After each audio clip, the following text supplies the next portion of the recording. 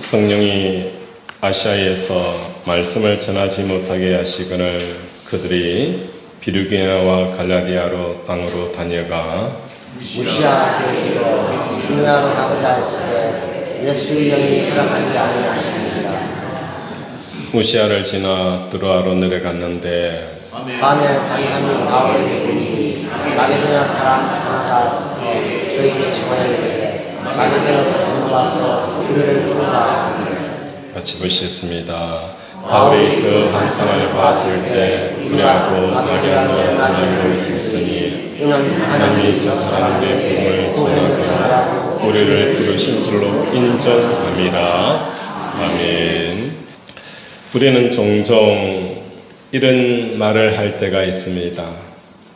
일이 힘든 것이 아니라 마음이 힘들다. 그만큼 사람과의 관계하기가 힘들고 어렵다는 뜻입니다. 또 이런 이야기도 있죠. 왜 나는 이렇게 삶이 행복하지 못할까? 내가 행복하지 못하는 것은 만남의 복이 없다는 것입니다. 나는 왜 이렇게 만남의 복이 없을까? 이런 생각들을 하게 되어집니다. 이러한 생각을 가지면서 우리는 어떻게 하면 대인관계를 잘 할 수 있는지 본문의 말씀을 통하여 살펴보고자 합니다. 성경이 제시하는 최고의 대인관계는 마태복음 16장 24절로 저는 보고 있습니다.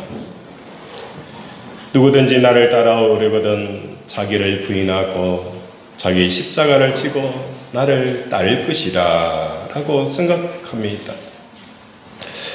예수님을만 따라가면 아무런 문제가 없다는 거예요. 예수님께서 누구를 만나라고 하면 그 사람을 만나면 되는 거예요. 예수님이 저 사람을 피하라고 하면 그 사람을 피하기만 하면 되는 거예요. 내가 왜 만남의 복이 없는 이유가 무엇 때문이고 사람 때문에 힘든 이유가 무엇 때문입니까? 예수님을 따라가지 않는 거예요. 예수님이 만나야 될 사람을 만나라고 했을 때에 우리는 다른 사람을 만나고 있는 거예요. 예수님을 따라가기 위해서는 어떻게 해야 되느냐? 그게 참 힘듭니다. 예수님을 따라갈 수 있는 그 길은 성경에서 말씀하고 있는 것처럼 자기를 부인하고 자기 십자가를 질 때만 예수님을 따라갈 수가 있다는 겁니다. 자기를 부인하고 자기 십자가를 지는 삶을 살아갈 때에 하나님께서는 새로운 관계 형성을 이루게 하시는 경험이 저에게 있기 때문에 여러분에게 당당하게 이야기하는 것입니다. 기존에 존재하던 그 관계가 완전히 끊어지거나 멀어지게 할 수도 있고 또 어떤 관계에 대해서는 유지되어지지만 성격과 질이 완전히 달라질 수 있도록 하나님께서 인도하셨다는 것입니다. 우리가 맺고 있는 관계 중에 가장 기본적인 것이 혈연 관계입니다. 끊어내려고 하더라도 끊어질 수 없는 관계라는 것입니다. 아버지가 술주정뱅이로 집에 와서 과음을 칩니다. 자식들에게 매를 듭니다. 아내를 구타합니다. 끊어내야 될 그 관계이지만 끊어낼 수 없기 때문에 마음속에는 분노의 대상이고 원망의 대상입니다. 그러나 자기를 부인하고 자기 십자가를 지게 되어지면 전에는 원수였고 분노의 대상이었고 미움의 대상이었던 그 관계가 전혀 다른 성격과 전혀 다른 질로 바뀌게 하시더라는 거예요. 아버지를 바라볼 때에 긍휼한 마음이 드는 거예요. 그래도 내 아버지로 남아 있어 주셔서 감사합니다라는 이런 완전히 다른 관계로 성령께서 이끌어 가시더라는 거예요. 예를 들어서 가정 내에 불화가 있을 수 있습니다. 남편과 아내가 서로를 못마땅하게 여기며 상처를 주고 스스로를 결혼에 실패한 사람이라고 여깁니다. 그런데 한 사람이 예수 그리스도께서 십자가에 못 박히신 사건을 밝히 보게 되어지면 배우자의 그 관계가 변화가 일어난다는 것입니다. 부족하게 느꼈던 배우자가 축복으로 바뀌기 시작합니다. 반대로 십자가를 밝히 보는 삶을 살지 않으면 결코 관계를 맺지 말아야 될 사람과 여전히 관계를 맺고 있다는 것입니다. 이 잘못된 관계 방식을 통하여서 평생 인생을 소모하며 살아가는 것입니다. 하나님의 뜻이 없는 관계 맺기 방식은 우리 삶에 조금도 유익이 되어지지 않습니다. 평생 속박하는 사슬이자 멍해가 되어진다는 것입니다. 결국 삶이라는 것은 인간관계입니다. 이 인간관계가 모조리 속박하는 사슬이고 멍해라면 삶은 피폐해질 수밖에 없다는 것입니다. 오늘 본문에서 사도 바울과 디모데를 통하여 십자가 삶에서 나타나는 아름다운 인간관계의 모습을 보여줍니다. 이들의 삶은 마치 하나님이라는 지 아래서 이루어지는 일치와 조화의 다양한 형태의 삼중주와 교향곡이 되어집니다. 이러한 삶은 바울과 디모데에게만 허락한 것이 아닙니다.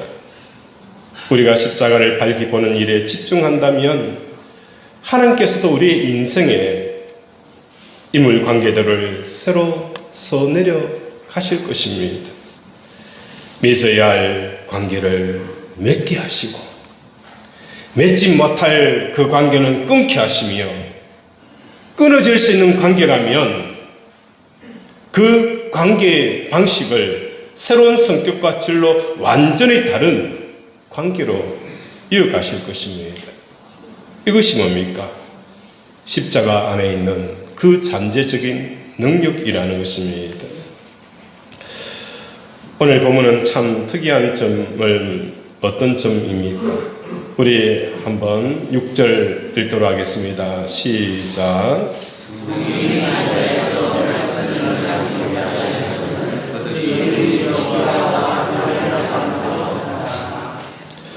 6절에 보면 성령이 아시아에서 말씀을 전하지 못하게 하시거늘 하고 표현되어져 있어요. 사도 바울의 마음속에는 이곳을 향하여 전도하려 가는데 누가 막으시는 겁니까? 성령이 아시아에서 말씀 전하지 못하게 하시거늘. 사도 바울은 지금 어느 지역을 향하여 관계 맺기를 하는 거예요. 사람의 관계 맺기도 하지만 어떤 사건과 어떤 지역을 향하여 관계 맺기를 하는데 누가 막으시는 거예요? 성령님이 그 관계 맺는 것을 막으시는 것을 보게 되어집니다. 성령의 인도를 받은 바울의 일행은 아시아를 끝나서 부르기아와 갈레아데를 거쳐 무시아에 이르게 되어집니다. 여기서 특히 북쪽에 있는 비두니아로 가고자 하였으나 예수의 영이 허락하지 아니하셨다라고 말씀합니다. 바울 일행을 마치 소몰돌이 몰아가면서 무시아에 도착했는데 터키 서쪽 끝에 있는 에게 유난이었던 그 무시아에서 사도 바울은 무엇을 경험하게 되어지는 거예요? 10절에 하나님이 저 사람에게 복음을 전하라고 우리를 부르신 줄 인정합니다. 막혀있는 그곳에서 마게도니아인이 나타나서 이곳에 와서 우리를 도우라, 이곳에 와서 우리를 도우라라는 그 손짓을 보고 하나님께서 우리로 비두니아가 아닌 마게도니아로 우리를 인도하고 계시구나 라는 것을 바울이 경험하게 되어지는 것입니다. 그래서 6절과 10절 사이에 누가 등장합니까? 성령님이 등장하십니다. 예수님이 등장하시고 하나님이 언급이 되어지는 것이 바로 특별하다라고 말할 수가 있는 것입니다.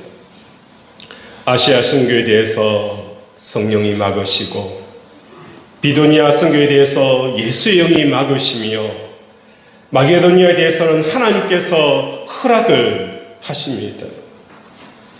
이러한 본문의 내용을 보면 마치 삼위일체 하나님께서 바울의 일행과 동행하시는 것을 느끼게 되어진다는 거예요. 우리는 누가가 굳이 이런 기록을 남긴 이유에 대해서 생각해 봐야 합니다. 먼저 2차 전도여행팀의 특징을 살펴보게 되어지면 2차 전도여행에 언급되어져 있는 인물은 사도 바울과 실라와 디모데입니다. 이들은 모두 예수 그리스도께서 십자가에 못 박히신 사건을 밝히 보는 자였습니다. 어떻게 밝히 보았느냐? 바울과 실라가 빌립보 감옥에서 매를 맞고 찢어지고 피 흘리는 고통 속에 하나님 앞에 기도하고 찬양하는 모습을 보게 되어집니다. 우리가 생각했을 때에 하나님, 내 사업을 하려고 이렇게 전도 여행하는 것도 아니고 우리의 이익을 위해서 하는 것도 아닌데 오직 예수만을 위해서 전도하고 선교하는데 우리가 이름 모를 그 제명에 의해서 감옥에 잡히고 그곳에서 피 터지게 죽어가는 이 고통과 이 아픔을 겪어가면서 왜 우리가 이렇게 살아야 합니까? 라고 말할 수 있는 상황이잖아요. 그럼에도 불구하고 이 모든 상황에 대해서 바울과 실라는 하나님 앞에 기도하고 찬양하는 역사가 일어나는 겁니다. 기도하고 찬양하게 되어지니까 옥문이 열리고 사슬이 벗겨지고 하나님의 기적이 임하게 되어지는 거예요. 이 놀라운 기적의 역사 속에서 인물 관계도가 바뀌는 거예요. 어떻게 바뀌었습니까? 간수와 제수의 관계였어요. 간수와 제수의 관계였던 그 인물 관계도가 십자가를 바라보고 하나님 앞에 기도하고 찬양하게 되어지니까 제수와 은인의 관계로 바뀌는 역사를 누가 이루신 거예요? 하나님이 하신다는 겁니다. 오늘 우리 삶도 마찬가지입니다. 내가 봤을 때는 원수의 관계입니다. 그러나 내가 십자가를 매일 묵상하며 십자가를 바라볼 때에 하나님께서는 원수의 관계를 뭐 하는 거예요? 나의 동력자로, 나의 친구로, 나를 돕는 자로 하나님께서 그 인물 관계들을 완전히 바꿔 가시는 것을 보게 되어진다는 거예요. 서두에 말씀을 드렸어요. 내 주위에는 왜 이 만남의 복이 없을까? 나는 왜 이렇게 만남의 복이 없을까? 만나는 사람들마다 왜 이렇게 나를 힘들게 할까? 그 이유가 바로 여기에 있는 겁니다. 눈에 보이고 듣고 느끼고 손에 잡히는 그 기준을 통해서 사람의 관계를 맺어가기 때문이라는 거예요. 그걸 통해서 사람의 관계를 맺어가다 보니까 그 사람이 나를 찌르는 칼이 되어지고 내 인생을 불행하는 걸림돌이 되어지는 것을 경험하게 되어집니다. 그러면서 계속 맺지 말아야 될 관계를 이어가면서 그 고통과 그 사슬과 그 힘든 삶을 살아가게 되어진다는 겁니다. 그러나 사람에 대해서 이런저런 사람을 바라보며 보고 듣고 느낀 대로 판단하지 아니하고 하나님 앞에 그 사람을 가지고 기도하는 겁니다. 하나님, 이 사람을 향한 하나님의 생각이 무엇입니까? 기도하게 되어지면 하나님께서 그 기도하는 자에게 하나님의 마음을 그 사람에게 전해주시는 거예요. 그러면서 새로운 관계도가 형성이 되어지고 그 관계들을 통해서 하나님께서 역사하시는 것을 경험하게 되어지는 것입니다. 밝히 본다는 것은 언제 어디서나 예수 십자가를 가장 뚜렷하게 보는 것을 지속하는 것입니다. 십자가를 의식할 때에 나타나는 일은 우리의 마음이 예수 안에 들어가게 되어져서 하나님의 존재감을 강하게 느끼게 되어집니다. 십자가를 붙들 때에만 그 십자가를 통해서 하나님 마음속으로 쏙 들어가게 되어지는 거예요. 그러면서 그 속에 하나님의 생각을 우리가 받게 되어지는 거예요. 하나님의 마음을 깨닫게 되어지고 하나님의 계획과 하나님의 의도들을 알게 되어집니다. 이러한 상태에서 누구를 만나든지 그 사람을 향한 하나님의 뜻을 우리의 말과 행동을 통해서 풀어낼 때에 새로운 관계도가 형성이 되어진다는 겁니다. 이때까지 우리는 만나는 사람마다 이 하나님의 생각과 하나님의 계획과 하나님의 뜻을 구하지 아니하고 내 생각과 내 뜻을 구하다 보니까 관계가 계속 꼬이게 되어지는 것을 보게 되어지는 것입니다. 십자가를 밝히 보는 사람의 그 인간관계에 공통된 특징이 있습니다. 외모에 대한 판단 기준과 편견과 성역관이나 고정관념이 십자가에서 죽습니다. 여기서 말하는 외모라는 것은 생김새나 차림새나 또한 신분과 지방과 재산 여부와 능력 또 어떤 말을 하는지 어떤 수를 쓰는지 이 외부적인 요인을 말하는 겁니다. 이 외부적인 요인에 의해서 호불호를 판단하지 않는 것이 십자가를 밝히 보는 사람들의 특징이라는 것입니다. 이 본문의 강조점이 바로 여기에 있습니다. 십자가로 일관하는 삶을 살아가는 사람들은 타인에 대해서 열린 마음을 가지게 되어집니다. 판단 기준이 없기에 그로부터 좋아하거나 미워하지 않습니다. 외모에 대한 판단이 사라지고 하나님으로부터 오는 뜻과 지혜를 따라서 말과 행동을 할 준비가 되어져 있는 것입니다. 더 나아가서 이러한 사람들에게 하나님께서 철저하게 만날 사람을 가려내신다는 겁니다. 이제는 스스로 만날 사람을 가렸습니다. 저 사람은 옷을 입고 있는 것을 보고 차를 타는 것 보고 어디에 사는 것 보니까 저 사람은 내가 만나지 말아야 될 사람이구나. 저 사람은 내가 만나게 되어지면 나에게 큰 유익이 되어지겠구나. 이런 기준으로 만날 사람들을 우리는 가렸어요. 그러다 보니까 그 가렸던 그것이 나를 불행하게 하고 나의 가슴을 찌르는 창이 되어졌다는 것을 여러분이 깨닫기를 원합니다.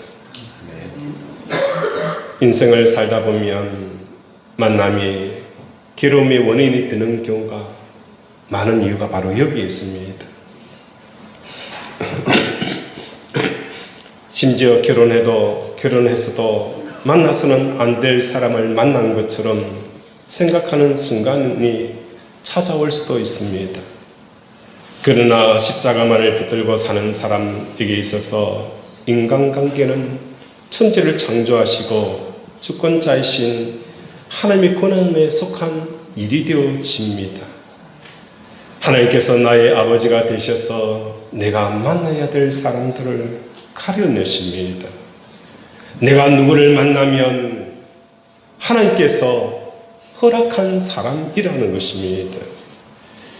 누가는 이 본문을 통해서 우리에게 전하고자 하는 것은 십자가를 밝히 보는 사람들은 하나님께서 그들의 인간관계들을 바꿔 나가신다는 것입니다. 다만 바울은 루스드라에서 전도할 때에 심한 박해를 받은 적도 있었습니다. 이와 관련하여서 여러분이 궁금증이 생길 수도 있습니다. 하나님이 만나게 하는 사람에게서 긍정적인 결과만 나오는 것이 아니라는 거예요. 이 루스드라에 가서 사도 바울이 얼마나 맞았는지 사람들이 보기에는 야 죽었다 라고 해서 성 밖으로 던지는 경험을 했다는 거예요.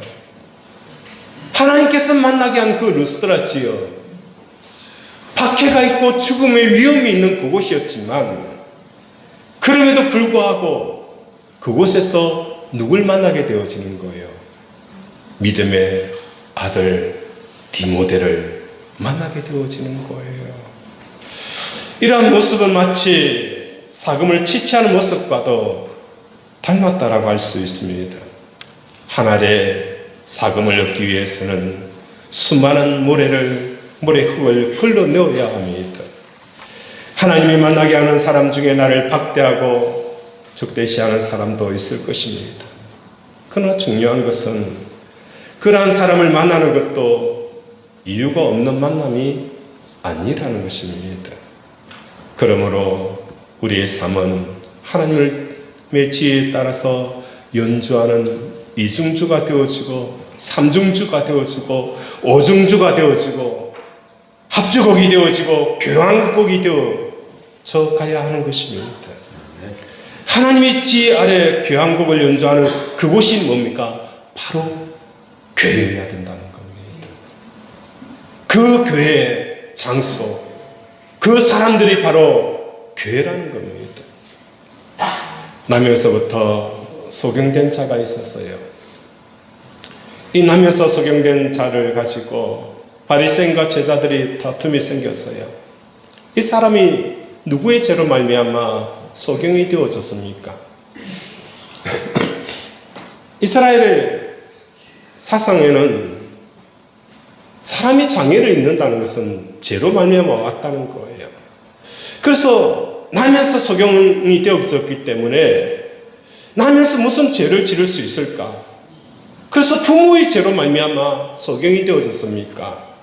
안 그러면 이 사람의 죄로 말미암아 소경이 되어졌습니까? 라고 다툼에 있을 때에 하나님께서, 예수님께서 그들에게 뭘 하는 거예요? 부모의 죄도 아니고 그의 죄도 아니라 하나님의 영광을, 하나님이 일하시기 위해서 그가 소경이 되어졌다라고 표현하는 거예요. 그가 예수를 만나기 전까지 이 소경의 삶을 살아가는 것, 그가 예수를 만나기 전까지 어둡고 깊은 밤, 컴컴한 밤을 살아가는 그 소경의 삶, 그 삶에 대해서 하나님 앞에 감사와 기쁨을 드릴 때에 그것이 하나님에게 뭐가 되어지는 거예요? 영광이 되어지는 거예요. 그한 소경에 하나님께서 내 삶을 주관하고 계시는 것에 대한 그 감사의 고백이 그 어두운 밤에 빛을 발하는 하나의 이중창이 되어지는 거예요. 또 다른 집사님의 사업장 가운데 어려운 가운데서도 하나님께서 지금도 역사하시고 주관하고 계시고 이 어려움도 하나님의 뜻 속에 있다는 것을 알고 감사로 기쁨으로 나아가는 삶을 살아갈 때에 삼중주가 되어지는 거예요. 나는 하나님 앞에 열심히 살았고 헌신하고 섬겼는데 내가 왜 불치의 병이 걸렸을까? 그럼에도 하나님 앞에 감사로 나아가는 것은 오중주가 되어지고 이 사람 저 사람이 모여서 삶의 현장 속에서 하나님의 역사하심에 대해 감사할 때에 교향곡이 되어지는 놀라운 역사가 일어나게 되어지는 것입니다. 오늘도 우리 사랑하는 권속들의 삶 가운데 십자가로 일관하는 삶을 살아갈 수 있기를 바랍니다. 그럴 때 하나님께서는 끊어야 될 관계를 끊으시고 변화될 관계는 변하게 하실 것이며 새롭게 맺어야 될 관계는 하나님께서 새롭게 관계를 맺게 하시는 역사가 일어나는 겁니다.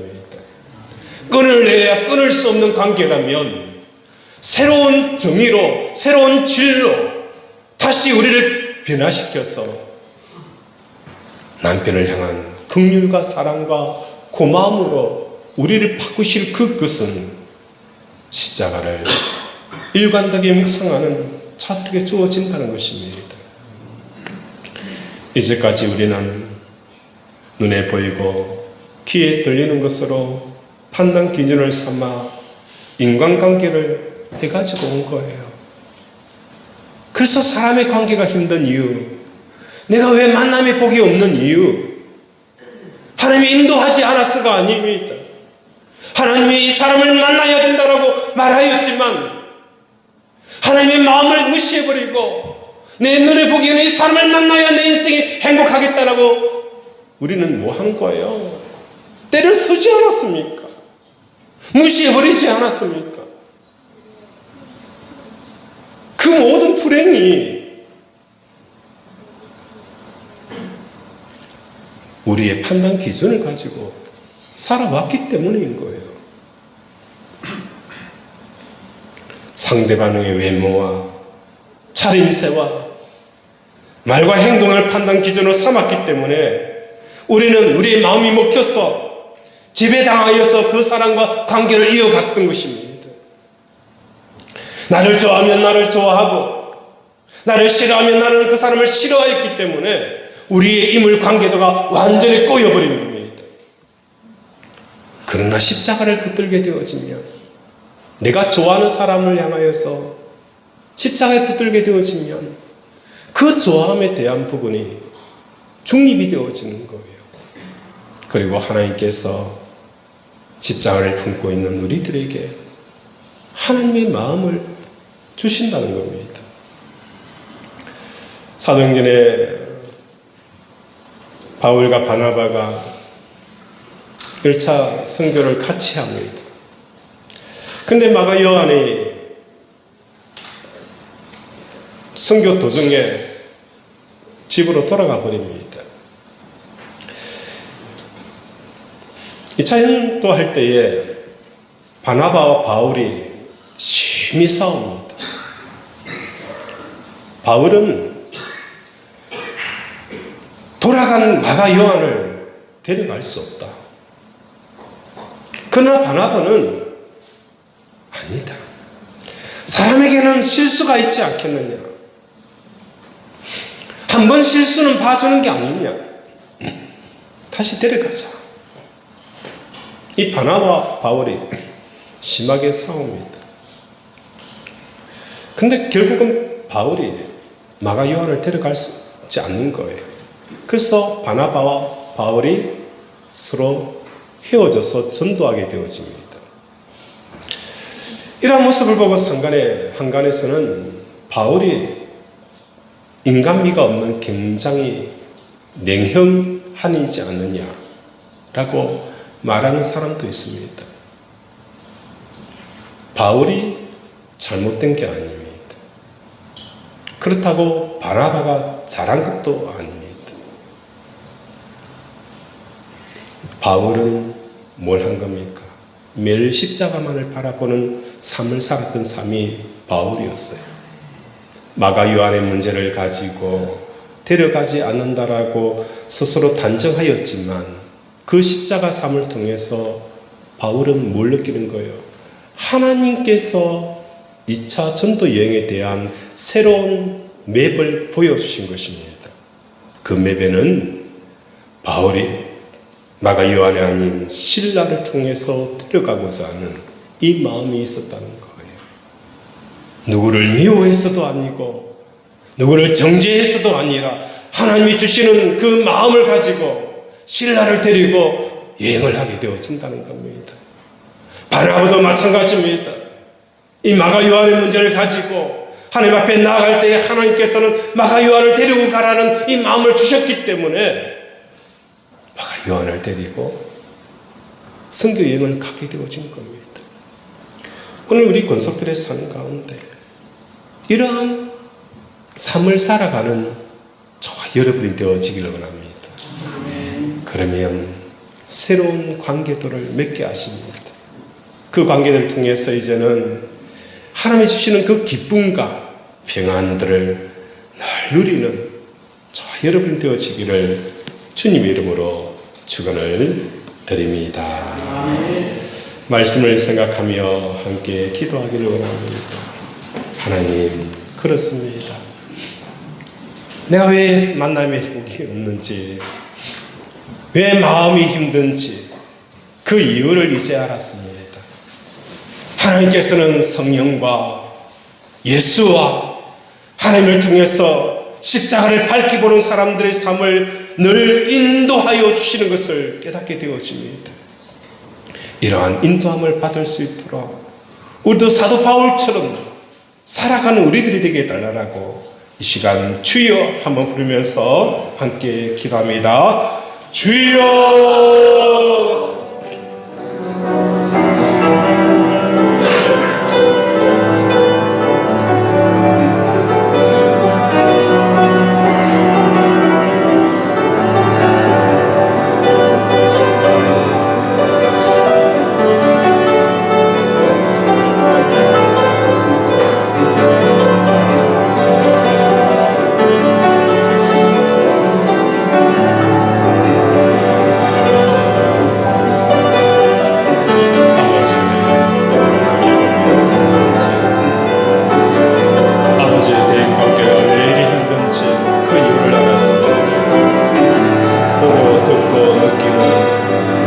세상적인 가치관으로 내가 사람들을 만나야 될 사람과 만나지 않아야 될 사람을 정했기 때문입니다. 내가 피해야 될 사람, 아버지 세상의 기준으로 정했기 때문에 아버지 내 삶이 만남의 복이 없고 사람 때문에 불행한 삶을 살았습니다. 하나님, 오늘도 십자가에서 밝히 보는 삶을 통해 아버지 내 원수로 여겼던 사람이 나를 돕는 자였음을, 아버지 나를 돕는 자가 내 원수였음을 알게 되어집니다.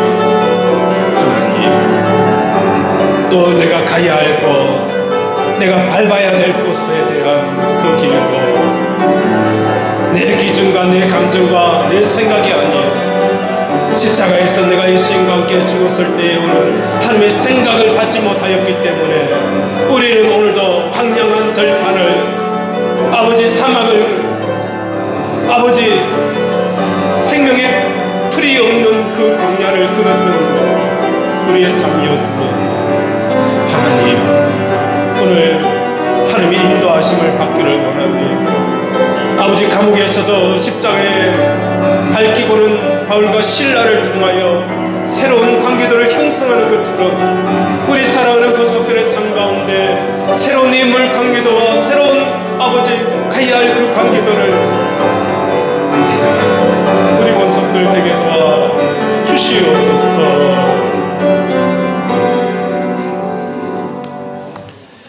하나님 아버지, 오늘 우리를 불쌍히 여겨주셔서 만남의 복이 왜 없는지 스스로가 탓해야 될 것은 내가 사람을 골라 만나고 골라보았던 내 눈을 문제였다는 것을 알게 하여 주심을 감사합니다.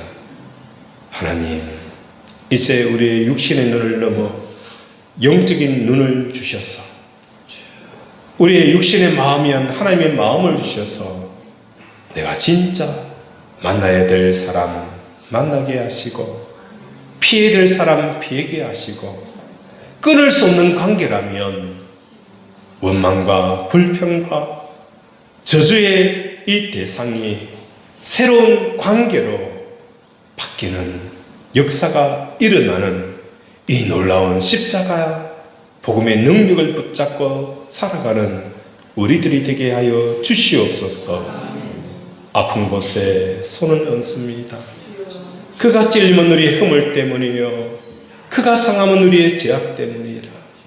그가 징계를 받음으로 우리는 평화를 누리고 그가 채찍에 맞음으로 우리는 나음을 받았도다. 나의 영혼이 죄산 받은 것처럼 나 육신의 모든 허물과 죄도 사함 받았음을 예수 그리스도의 이름으로 선포하노라. 예수 그리스도의 이름으로 명한다. 암 때문에는 녹아내어질지어다. 디스크는 나을지어다. 전리스는 치유될지어다. 내호종, 우울증, 조울증, 갱년기, 부인, 불면증 깨끗하게 나을지어다. 호흡기 질환은 치유될지어다. 염증은 사라질지어다. 하나님, 오늘도 우리를 치료하여 주시고 회복하여 주심을 감사합니다. 상한 마음 치료하시고 절망한 마음